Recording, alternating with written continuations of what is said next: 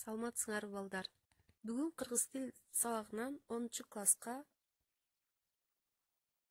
баш мүчөлөрдүн ортосуна сызыкчанын коюлушу деген теманы өтөбүз.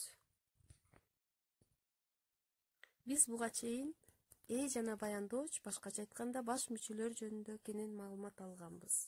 Азыр эми суроолорго жооп берсек. Жана баяндоочтон эле турган сүйлөм эмне деп аталат? Жалаң сүйлөм. Сүйлөмдө баш мүчөнүн экөө тең катышса кандай сүйлөм болот? Эки тутумдуу сүйлөм. Сөз айкаштарынын байланышуу жолдору кайсылар? Ыкташуу байланышы, таандык байланыш, башкаруу байланышы, ээрчишүү байланышы. Демек, менен баяндоочтун ортосунда ээрчишүү байланышы болот. Сабакты баштоодон мурда мен силерге адамдын жакшы жана жаман сапаттарын айтып өтсөм. Эң чоң тоскоолдук, коркоктук, эң коркунучтуу адам, калпычы, эң мыкты коргонуу, жылмаюу, эң кубаттуу күч, ишеним, эң мыкты белек, сүйүү, ал эми кереметтин керемети мыкты тарбия алган адам. Ушул жакшы сапаттын баарын өзүбүзгө сиңирип алышыбыз керек. Бүгүн биз сабакты ийгилик жолу менен баштайбыз.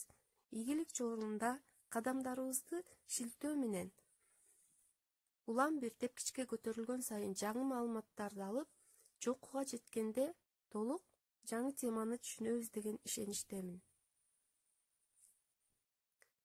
Сүйлөмдүн ээси да, баяндоочу да атош жөндөмөдөгү зат атоочтон болсо, менен баяндоочтун ортосуна сызыкча коюлат. Баяндоочтун милдетин атоош жөндөмөдөгү зат атооч аткарганда, анын аягында баяндоочлук белги болгон жак уландуу болбойт. Мисалы, билим таалай, билим ырыс, билим кен, билим кайрат, билим кубат, билим дем. Бул жерде бул сүйлөмдүн биринчи жөнөкөй сүйлөмүн алалы. Билим зат атооч, эмне? Таалай зат атооч. Билим эмне? Таалай баяндоочтук милдетти аткарат. Эмне таалай? Билим ээлик милдетти аткарат. Кийинки сүйлөмдү дептерибизге жазып талдайбыз.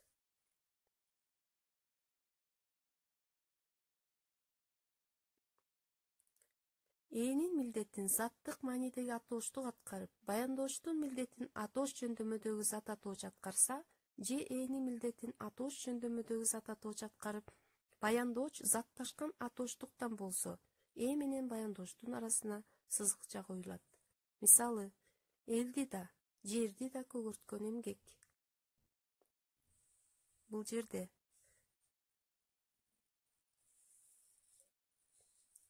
эмгек эмне? Зат атооч сөздөн баяндоочтук милдетти аткарды. Эмне эмгек? Көгөрткөн сүйлөмдүн ээси. Ган атооштуктун мүчөсү уланды. Эни милдетин деген сөзүнүн кошулуп айтылышы менен уюшулуп айтылган сөз айкашы аткарып, баяндоочу атоош жөндөмөдөгү зат атоочтон болсо да, андай түзүлүштөгү менен баяндоочтун ортосуна сызыкча коюлат. Мисалы, көрдүм деген көп сөз, көрбөдүм деген бир сөз. Биринчи жөнөкөй сүйлөмүн алалы. Көрдүм деген эмне? Сөз, сүйлөмдүн баяндоочу. Эмне сөз? Көрдүм деген сүйлөмдүн ээси. Энин милдетин да, баяндоочтун милдетин да таандык формадагы атооштук аткарса, экөөнүн ортосуна сызыкча коюлат. Мисалы, жаш жигиттин уялганы, өлгөнү, жаш чыбыктын ийилгени, сынганы. Мында да биринчи сүйлөм, жөнөкөй сүйлөмдү алалы. Жаш жигиттин уялганы эмнеси? Өлгөнү, сүйлөмдүн баяндоочу. Жаш жигиттин эмнеси өлгөнү? Уялганы, сүйлөмдүн ээси. Бул жерде сүйлөмдүн уңгусу уял, сөздүн уңгусу ган атооштуктун мүчөсү, таандык мүчө. Өл уңгусу, ган атоштуктун мүчөсү, тандык мүчө. Эни милдетин атош жөндөмөдөгү зат атоочу аткарса, баяндоочтун милдетин кыймыл атоочу аткарса, же тескерисинче ээси кыймыл атоочтон баяндоочу атош жөндөмөдөгү зат атоочтон болсо, ээ менен баяндоочтун ортосуна сызыкча коюлат. Мисалы, ар бир жаштын ыйык милдети ата мекенди коргоо. Жергебизди жашылдандыруу бүткүл элдик иш. Ар бир жаштын ыйык милдети эмне? Коргоо, сүйлөмдүн баяндоочу. Эмнеси ата мекенди коргоо? Милдети, сүйлөмдүн ээси. Бул жерде коргоо кыймыл атооч, милдети зат атооч. Экинчи сүйлөмдө тескерисинче жашылдандыруу кыймыл атооч, иш зат атооч. Баяндоочтун милдетин заттык мааниде колдонулган сын атоочтор аткарса, ээ менен баяндоочтун ортосуна сызыкча коюлат. Мисалы, анардын жоолугу жашылы. Анардын жоолугу эмнеси? Жашылы, сүйлөмдүн баяндоочу. Анардын эмнеси жашылы? Жоолугу сүйлөмдүн ээси. Да баяндоочту эсептик сан атооштон болсо, бирок баяндоочу кандайдыр бир заттын конкреттүү санын көрсөтпөй, жалпы эле абстрактуу сандык түшүнүктү билдирип турса, тынын болгон жерге сызыкча коюлат.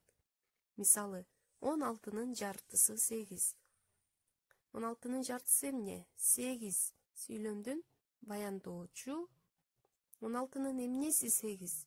Жартысы сүйлөмдүн ээси. Эгерде сүйлөмдүн ээси зат атооштон болуп, эсептик сан атооштон болгон баяндоочу анын конкреттүү санын көрсөтүп турса, ээ менен эсептик сан атооштон болгон баяндоочтун арасына сызыкча коюлбайт. Тандалган балдар 25. Тандалган балдар канча? 25. Бул сүйлөмдүн баяндоочу. Тандалган кимдер 25? Балдар сүйлөмдүн ээси. Бул жерде конкреттүү санды көрсөттү. Баяндоочтун милдетин шилтеме ат атооштор аткарса, же биринчи, экинчи жактагы жактама ат атооштор аткарып, бирок аларга жак мүчө уланбай турса, оозеки айтууда ээден кийин ажыратуучу тыным болот да, андан кийин баяндоочтун тобу айтылат. Жазууда ошол тыным болгон жерге сызыкча коюлат. Мисалы, алым деген жигит ошол, иштин баарын бүлдүргөн сен. Алым деген жигит ким? Ошол. Баяндоочтук милдетти аткарды, шилтеме ат атоочубуз. Ким ошол? Жигит, сүйлөмдүн ээси, зат атоочу. Кийинки сүйлөмдү дептерибизге жазып талдайбыз. Баяндоочтун милдетин аткарып турган атоош жөндөмөсүндөгү зат атоочко жардамчы сөз айкашып турса, же андай баяндоочко суроо, күдүк, жак уландылары жалганып айтылса, ээ менен баяндоочтун ортосуна сызыкча коюлбайт. Мисалы, мен университеттин студентимин. Мен киммин? Студентимин. Сүйлөмдүн баяндоочу. Баяндоочтук милдетти аткарды. Студент уңгусу, мын, жак тандык мүчөлөр. Ким университеттин студенти? Мен сүйлөмдүн ээси. Жогоруда белгиленгендей, сүйлөмдүн баяндоочу атоош жөндөмөдөгү зат атооштон болсо, бирок ээ менен баяндоочтун ортосуна киринди сөз, кээ бир бөлүкчөлөр кошулуп айтылса, алардын ортосуна сызыкча коюлбай калат. Мисалы, Омор таланттуу композитор. Омор, менимче, таланттуу композитор. Омор таланттуу ким? Композитор. Сүйлөмдүн баяндоочу. Ким таланттуу композитор? Омор, сүйлөмдүн ээси. Ал эми Омор менимче таланттуу композитор деген сүйлөмдө киринди сөз кошулгандыктан бул жерде сызыкча коюлбай калды. Эми жаңы сабагыбызды бышыктап, тапшырмаларды аткарсак. Биринчи тапшырма. Сүйлөмгө синтаксистик талдоо жүргүзгүлө. Ээ менен баяндоочтун ортосундагы сызыкчанын коюлушун далилдегиле. Төмөндөгү сүйлөмдөрдү дептерге жазып, синтаксистик талдоо жүргүзүп мага жөнөтөсүңөр. Экинчи тапшырма. Текстти окуп, баяндоочу атош сөздөрдөн болгон сүйлөмдөрдү таап, баш мүчөлөрдүн ортосуна сызыкча койгула. Үйгө тапшырма. Баш мүчөлөрдүн ортосуна сызыкча коюлган 5 макал жазып, синтаксистик талдоо жүргүзгүлө. Ушуну менен сабагыбыз аягына чыкты. Көңүл бурганыңарга чоң рахмат. Саламатта калгыла.